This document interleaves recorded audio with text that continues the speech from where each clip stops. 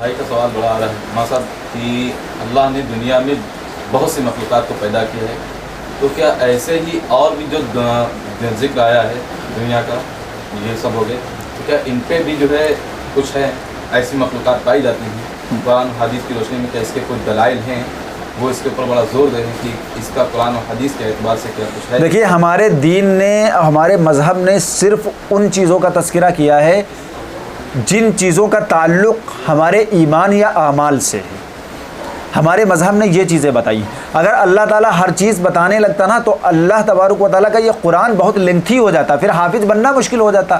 بہت ساری سائنٹیفک چیزیں ہیں، کہیں کہیں اللہ تعالیٰ نے قرآن میں اشارات کیے ہیں، لیکن پوری ڈیٹیل نہیں بیان کی۔ کیوں؟ کیونکہ ان کا نہ ہمارے ایمان سے کوئی تعلق ہے، نہ ہمارے اعمال سے کوئی تعلق ہے۔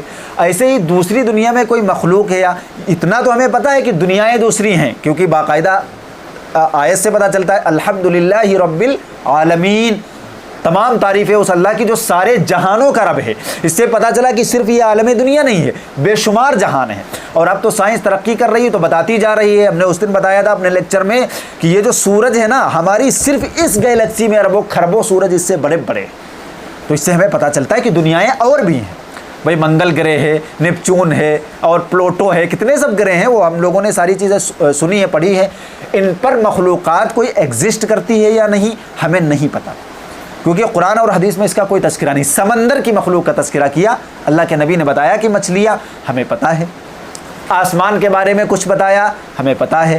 جو چیزیں قرآن و حدیث سے بتائی گئیں وہ ہمیں پتہ ہے، لیکن جو دوسری دنیایں ہیں اس پر کوئی چیز ایگزسٹ کرتی یا نہیں، یا ان کا رہن سہن کیسا ہے، ان پر احکامات کیسے لاگو ہوتے ہیں، یہ اس کے بارے میں کوئی قرآن و حدیث میں ڈیٹیل نہیں ہے، کیونکہ اس سے نہ ہمارے اعمال کا تعلق ہے اور نہ ہمارے ایمان کا تعلق ہے۔ تو جتنی چیزیں ان چیزوں کے بارے میں اللہ نے بتائی ہیں بس اس پر ہمارا ایمان ہے۔ مخلوق ہے یا نہیں اس میں کوئی وضاحت نہیں ہے۔ ٹھیک ہو گئے؟